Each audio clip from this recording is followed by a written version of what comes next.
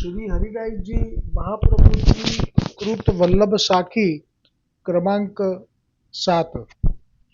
श्री वल्लभ वर को छाड़ी के और देव को ध्याय तामुख पनिया कूटिए जब लग फूकूटी जाय श्री वल्लभ जब लग कूटी जाय। श्री वल्लभ वर को छाड़ी के और देव को ध्याय तामुख पनिया कूटिए जब लग कूटी जाय श्री वल्लभ जब लग कूटी जाय। श्री हरिरायजी महाप्रभुजीનું પ્રાગટ્ય એમાં મૂળમાં આપના પિતૃચરણ એવા કલ્યાણરાયજીને શ્રી ગુસાઈજીએ આપનું ચર્વિત તાંબુલ અધરામૃત પ્રદાન કર્યું છે અને જ્યારે એ તાંબુલ અધરામૃત પ્રદાન કર્યું છે ત્યારે હરિરાયજી મહાપ્રભુજીમાં આપનું પણ તેજ પધારેલું ગણાય અને આ ભાવ તો શ્રી ગુસાઈજીનો જ છે। અત્યારે એટલે જ આ તાંબુલનું સ્મરણ મને થયું કે અધરામૃત ગુસાઈજીનું શ્રીમુખનું ઉગાર એ કલ્યાણરાયજીને પધરાવ્યું સાથે ગુસાઈજીએ આપનું તેજ પણ પધરાવી દીધું અને આપ જ અત્યારે આ કહી રહ્યા છે કેમ કે આપ હરિરાયજી મહાપ્રભુજી જેમ સાક્ષાત મહાપ્રભુજી જ છે। આ ત્રીજો અવતાર છે આપનો, પરંતુ જેમ ગોકુલનાથજીના હૈયે બેસીને ગુસાઈજી જે ઈચ્છા કરે તે ગોકુલનાથજી વાણીમાં વર્ણન કરી લેતા, ગુસાઈજીનો ભાવ પણ ક્યારેક પ્રગટ કરી લેતા, આપનો ભાવ એ વખતે છોડી દેતા।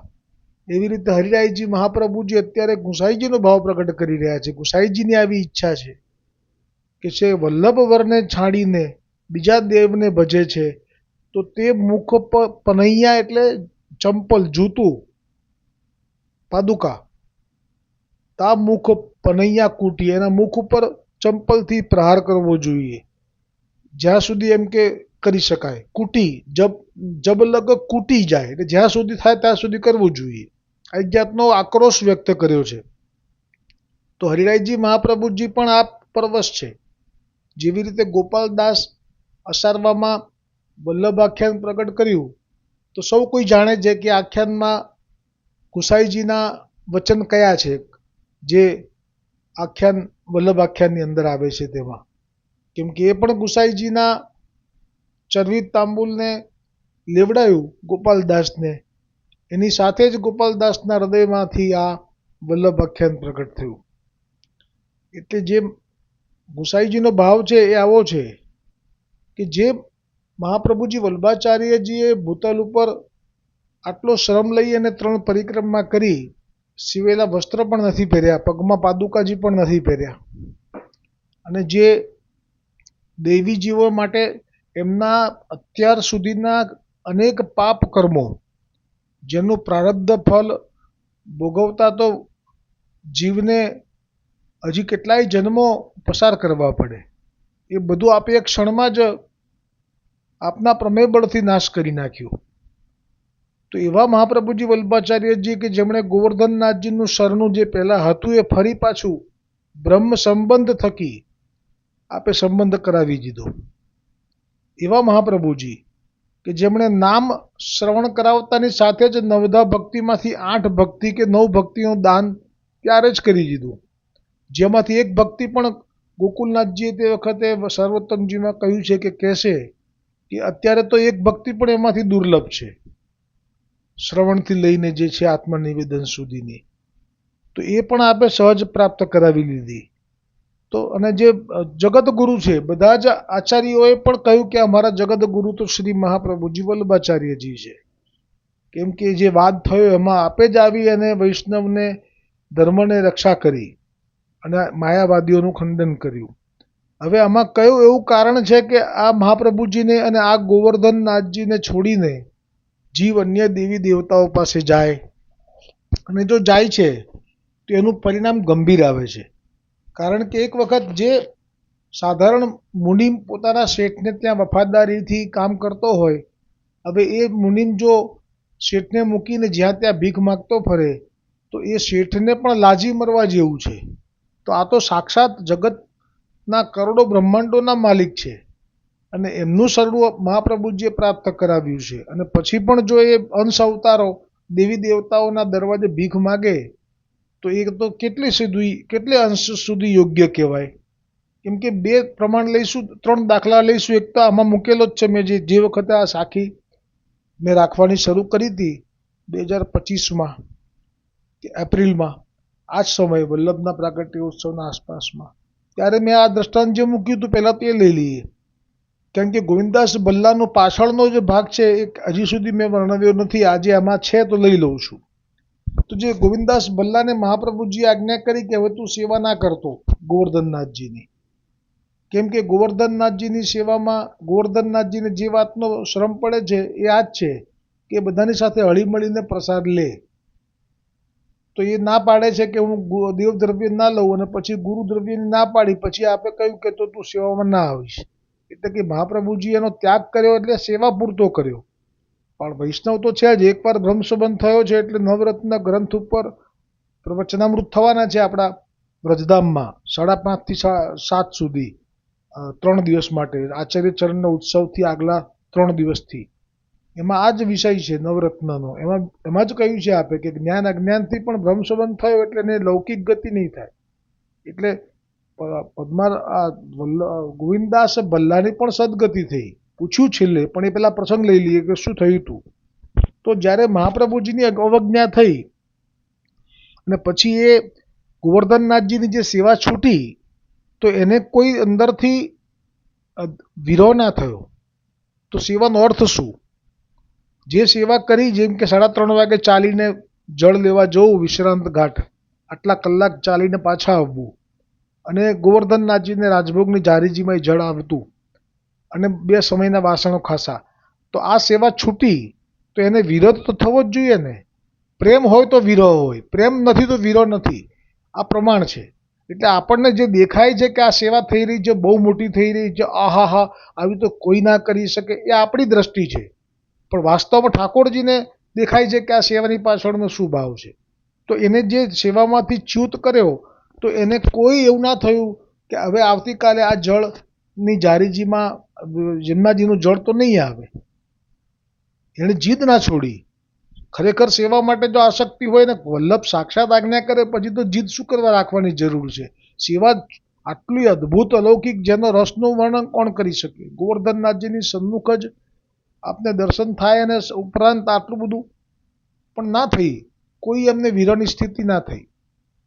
અને તો પછી બીજે દિવસે સવારે રાજભોગમાં જારીજીમાં એમનું જળ નહીં આવ્યું હોય, કેમ કે હવે તો જતા રહ્યા, મા વલ્લભની આજ્ઞા થઈ એટલે. તો શું ઠાકોરજીને કંઈ વાંધો પડ્યો? અરે ભાઈ એવું નથી. તું નહીં ઓર સહી, ઓર નહીં ઓર સહી. એટલે કે સેવામાં તો એવું નથી કે તું કરે છે તો જ તારી સેવા થાય છે. અમારી પાસે, ઠાકોરજીની પાસે એવી વ્યવસ્થા છે કે જેને લાભ મળવાનો છે એને મળી જાય છે, પણ લાભ લેતા લેતા મદ આવે છે તો પછી પાછળ લાઈન લાગેલી છે બીજા સેવકોની પણ. એ લોકો પણ રાહ જોઈને બેઠા છે. આ તો વચન આપ્યું છે એટલે તમને આપી સેવા. તમારી પરિસ્થિતિ એવી હતી એટલે તમે ઈચ્છા કરી એટલે આપી સેવા. પણ સેવા માટે કંઈ ઠાકોરજીને કોઈ બંધન છે, તોટો છે? બીજે દિવસે શું જારીજીમાં જળ નહીં આવ્યું હોય તો ઉપરથી ગોવર્ધનનાથજીને તો હાશ થઈ હશે. આ સત્ય કહું છું. ગોવર્ધનનાથજીને જે શ્રમ પડ્યો છે આ ભલ્લાને કારણે, એટલો બધો પડ્યો છે કે બીજે દિવસે એ ના, વલ્લભે જે કીધું ને કે જા તું, ત્યારે ગોવર્ધનનાથજીને હાશકારો થયો હશે. કેમ કે એ જ્યારે અંદર હોય ને બીજા બધાને નીચા ગણે તો ગોવર્ધનનાથજીને એ સહન ના થાય. એ તો બધાને માટે સરખા છે. એમને કોઈ ગોવર્ધનનાથજી માટે કોઈ નાનું મોટું છે જ નહીં. કોઈ રહી જેવી પણ સેવા કરે તો એને મેરુ જેવી જ માની લે છે. એમાં તો સ્વભાવ જ આવો છે. તો ભાઈ તારી જળ ના આવ્યું તો ગોવર્ધનનાથજી તો યાદે નથી કર્યું કે આ વિશ્રાંત ઘાટનું જળ કેમ ના આવ્યું. તરત પડદો પડી જાય. શા માટે અહંકાર કરવાનો? અને જો હવે આ સ્થિતિ થઈ એની, એને વલ્લભની આજ્ઞાની અવજ્ઞા કરી, ના ગુરુદ્રવ્યની ગુરુનું પ્રસાદ લેવાની ઈચ્છા કરી, ના ગોવર્ધનનાથજીનો, અને છેવટે પહોંચ્યો ક્યાં ખબર છે? મર્યાદા માર્ગીય જે મંદિર હોય ને, પુષ્ટિ માર્ગ સિવાયનું, હવેલી સિવાયનું, એવા કેશવરાયજીના મંદિરમાં સેવા કરવા પહોંચી ગયો. અને કેશવરાયજીના મંદિરમાં પુષ્ટિ માર્ગીય વૈષ્ણવ સેવા કરે એવું એને બહિર્મુખતા કહેવાય.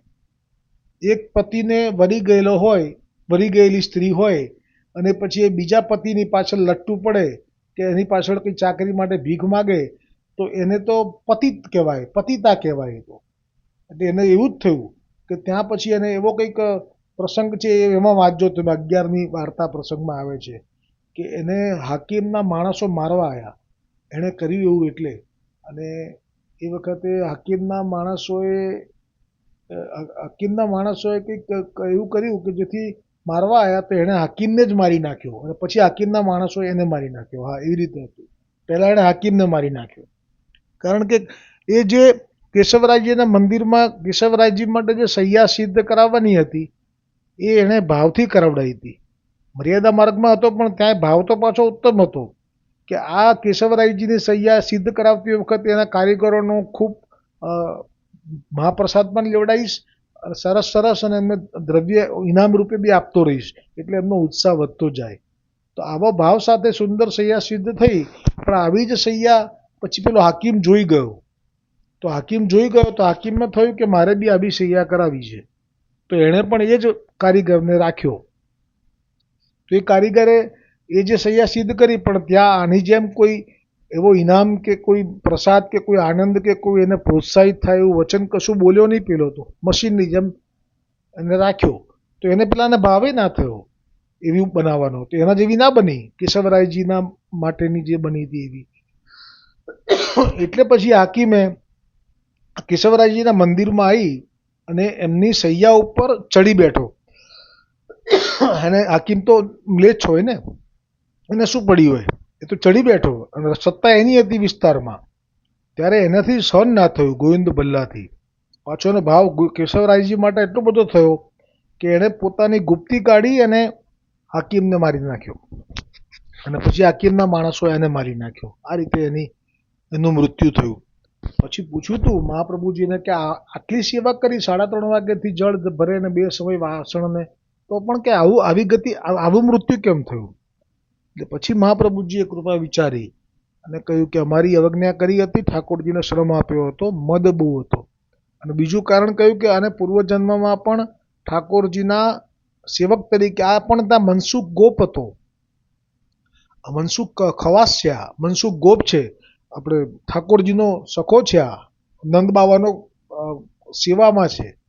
અને કહી રાખેલું કે આની સાથે જજો મથુરા નગરી જોવા માટે. જ્યારે નીકળ્યા પહેલી વખત આવ્યા ઇન્દ્રયાગ, અરે ધનુર્યાગ માટે, તો આ સાથે હતો. અને બધા પેલા ધોબીના સાથે કંઈ બોલાચાલી થઈ ને એમાં આ ધોબીના કેટલાય માણસોને આણે મારી નાખેલા એ વખતે. એટલો શક્તિશાળી, કારણ કે નંદ બાવા કંઈ ખવાસ રાખે તો જેવો તેવો તો ના હોય ને, એટલે બહુ જ શક્તિશાળી હતો. એણે એનું શક્તિનો ઉપયોગ કરીને એ ધોબી સાથેના જે એમના સેવકો હતા, સિપાહીઓ, એમને મારી નાખેલા એકલા હાથે. એ લોકોએ વેર વાળવા માટે અત્યારે આવી રીતે અમને માર્યા, એટલે વેર ગયું કહેવાય. પણ પછી પૂછ્યું કે ક્યાં આનામાં આવી બુદ્ધિ હતી કે ક્યારે પણ એને આપની પણ અવજ્ઞા કરવી પડી? તો હરિરાયજીએ પછી ભાવ પ્રકાશમાં કહેલું કે આ ગોવિંદદાસ ભલ્લા મૂળમાં લીલામાં ભેંસ હતો, અને એના શરીર ઉપર બહુ જ બધી માટી ભરી ભરીને 5000 વર્ષ પહેલાં બહુ જ બધી માટી ભરી ભરી અને એને લાવેલા હતા. એટલે 2 લીલાઓને દર્શન કરાયા. એક તો સારસ્વત લીલામાં એ આવી રીતે ખવાસ હતો અને આવી રીતે મારેલા, અને પછી કંઈક હમણાં છેલ્લે 5000 વર્ષ સારસ્વત કલ્પ આવ્યો, એ બધે આ શ્વેત વારા કલ્પ, એમાં પાછો એ ભેંસ હતો. અને એના શરીર ઉપર બધી માટી લાવી અને યમુનાજીમાંથી, અને પછી બધું સિદ્ધ કરેલું ભવન. એ રીતે એનામાં જળ બુદ્ધિ હતી, એટલે એમ કરીને એમનું સમાધાન કરેલું. તો હવે જો આ હરિરાયજી જે કહે છે એમાં ગુસાઈજીનો જ ભાવ સમજવો કે ક્યારે પણ વલ્લભની કૃપા થઈ જાય, ગોવર્ધનનાથજીની શરણું પ્રાપ્ત થઈ જાય, પછી જો એમને છોડીને, મહાપ્રભુજીને છોડીને બીજા દેવને વલ્લભ વરનો શબ્દનો અર્થ પણ એવો થાય કે વલ્લભ વર એટલે વલ્લભના વર. તો વલ્લભના વર એટલે ગોવર્ધનનાથજી. તો કે ગોવર્ધનનાથજીને છોડીને બીજા દેવને જે ભજે છે એના મુખમાં જૂતા ત્યાં સુધી કૂટવા જ જોઈએ કે જેટલા કૂટી શકાય એમ. એ ભાવ આક્રોશ છે ને આવું થયેલું પણ છે. એક જે 252 વૈષ્ણવની વાર્તામાં આવશે કે એક જે સ્ત્રી છે અને પુરુષ છે, બંને પુષ્ટ થયેલા ઠાકોરજીની સેવા કરતા હોય છે, પણ એમનો આશ્રય હજી દ્રઢ નથી થયો હોતો એટલે એમને સાનુભાવતા નથી બતાવતા હોતા. એટલે એમની સેવામાં ક્રિયા હોય છે પણ પ્રેમ નથી હોતો. પણ છતાંય આજ્ઞા છે ગુસાઈજીની એટલે કરવી એટલે કરે છે. હવે આશ્રય દ્રઢ નથી હોતો એમાં જે સ્ત્રી હોય છે એ સ્ત્રીને બાજુના પડોશીના ઘરમાં એમની કુલદેવીનો કોઈ ઉત્સવ હશે કે કોઈ પ્રસંગ હશે તો બહુ મોટા પાયા પર બધાને આમંત્રણ આપ્યું. એમાં આને પણ આપ્યું. તો આ ગઈ તો એના બાજુના જ ઘરમાં પહેલી વાર ગઈ. હવે એને આટલું બધું જાઓ જલાલી જોઈ એટલે એને પણ લલચાઈ ગઈ કે અમારા ઘરમાં તો કંઈ નથી. ત્યારે એણે જે સલાહ આપી એવી આપી કે તમે જે એને ઘરમાં રાખ્યો છે એ તો બધાને વૈરાગી કરી નાખશે. તમારી પાસે બી તમને વૈરાગી કરી નાખશે. જે હશે લઈ લેશે. આવું તો ભાગવતજીમાંય કહ્યું છે કે જે એને ભજે છે એ તો દાણા ખાઈને જીવે છે જમીન પર પડેલા, અને એ તો બસ પછી તો બે એવા જ થઈ જાય છે બાવરા. અને અમારે તો કુળદેવી છે. જુઓ આ કુળદેવી છે ને જરા હજુર છે. આ એટલું બધું આપે ને કે તમને ઐશ્વર્યથી ભરી દેશે. આવું નાખી દીધું એના કાનમાં. હવે પેલી તો આવી અને પછી એણે તો માન કર્યું, સૈયા ઉપર પડી. પેલો આવ્યો કે છે કેમ હજી સેવામાં પહોંચી નથી? તો કે ના, મને કુળદેવી લાવી આપો. પેલી કે આવું ના થાય. આપણા માર્ગની અંદર વલ્લભ વર કો છાડી કે જો ઓર દેવ કો ધ્યાય એમ કરીને ભાવ સમજાયો મૂળમાં કે આપણે પુષ્ટિ માર્ગમાં એક વખત આપણા પતિ આપણને પ્રાપ્ત થયા છે, હવે બીજે ના આવી રીતે શું કરાય? તો કે ના, તમે નહીં લાવો તો હું સેવા નહીં કરું, એનું માન પણ નહીં છોડું. અને પછી આને તો પોતાની પત્નીને સાચવવા માટે થઈ અને કુળદેવીના માટે નીકળ્યો લેવા માટે. ના, કુળદેવી પાછી એણે જ પધરાઈ દીધી બાજુવાળીએ. એટલે એની પૂજાની સામગ્રી લેવા નીકળ્યો. પણ એમાં પ્રભુને આ ના ગમે. પ્રભુને તો આ ગોવર્ધનનાથજીને તો આ વસ્તુથી બહુ જ ના પરહેજ છે. આ બધું શું મહાપ્રભુજી આજ્ઞા કરી છે એમાં તો માતા મહાદેવ સૂર્યનારાયણ ને ગણપતિને તો આપે જ પધરાઈ દીધેલા જળમાં, સાસરેથી આવેલા 4 સ્વરૂપો. તો પછી આ તો કેવી રીતે મહાપ્રભુજીની પણ અવજ્ઞા કરી શકે? બસ પછી તો જોવા જેવી થઈ. પેલાથી કંઈક એવી ભૂલ થઈ કે એ કંઈક પૈસા જે લઈને ગયો તો એને બદલે કોકના પૈસાની થેલી લઈને જતા એ જમાનામાં કોડીની. તો એની પાસે કોડી એટલે સાધારણ જીવ હતો એટલે કોડી હતી. તે કોડીના બદલામાં જે પૂજા લેવાની હતી સામાન, તો એ સામાન તો લીધો પણ ભૂલથી એના જે રૂપિયાની થેલી પડી હતી ને જેમાં રૂપિયા હતા, કોડી કરતાં વધારે કહેવાય, તો એ રૂપિયાની થેલી ઉચકીને ચાલવા લાગ્યો. આ પ્રભુની લીલા, એની બુદ્ધિને ફેરવી નાખી. અને આવી ભૂલ કરી એટલે પેલો પાછળ પડ્યો, એને લઈ ગયો દરબારમાં. અને પછી એને દરબારમાંથી સજા કેવી મળી? તો કે એના મુખ ઉપર મેસ ચોપડી એને ગદર્ભ એટલે ગધેડા ઉપર બેસાડ્યો અને લગભગ હાર બી પહેરાયો છે જૂતાનો, અને પછી ગામમાં ફેરવ્યો. આટલો બધો ઠાકોરજીએ ક્રોધ ઉત્પન્ન કર્યો. આ એ જ થયું કહેવાય કે મુખ પર પનૈયા કૂટીએ. ઘરવાળીના કહેવાથી થોડું મહાપ્રભુજીનો પુષ્ટિ માર્ગનો સિદ્ધાંત છોડી દેવાય. પણ છોડ્યો અને આ સ્થિતિ થઈ. અને પછી ઘરે આવીને એની પત્નીને કીધું કે મોઈ રાડ, આ તારા લીધે જો મારી આ દશા થઈ. પણ તો એ તો કરવા લાગી સેવા. પૂજાનો સામાન આવી ગયો એટલે એને તો કુળદેવીની સેવા શરૂ, કેમ કે એને ધન જોઈએ છે. અને આ બાજુ ઠાકોરજીને તો આણે ખાલી ઠાકોરજીને પહોંચે છે કેમ કે એ તો આજ્ઞા છે ગુસાઈજીની, પણ મૂળ એનું ચિત્ત હવે કુળદેવીમાં છે. એટલે એક વખત આ કંઈક સુંદર અત્તર લાયા હશે ઠાકોરજી માટે.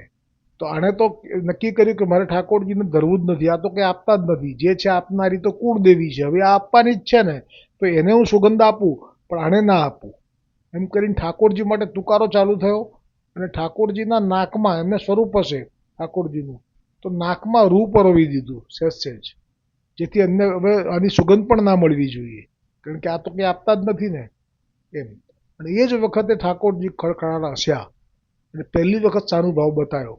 એ વખતે બતાવતા હતા ગુસાઈજી હતા ભૂતલ પર એટલે. તો જેવા હસ્યા અને કીધું, હસ્યા એટલે કેમ હસ્યા કે જો તને એમ ભાવ થયો ને કે મારા નાકમાં સુગંધ જશે, એટલે તે મને પ્રત્યક્ષ જાણ્યો એટલે પસંદ થઈ ગયા. અને આપનું હાસ્ય અને થોડું બોલવું આ સાંભળતા તો અને કુળદેવીને ખાડામાં પધરાઈ અને ઠાકોરજીને થઈને રહી. એટલે આ બધા પ્રસંગો બીજા બી છે પણ સમય નથી મારી પાસે, એટલા માટે અહીંયા આ પ્રસંગને હવે વિરામ કરું છું. બોલો હરિરાયજી મહાપ્રભુજી કી જય હો.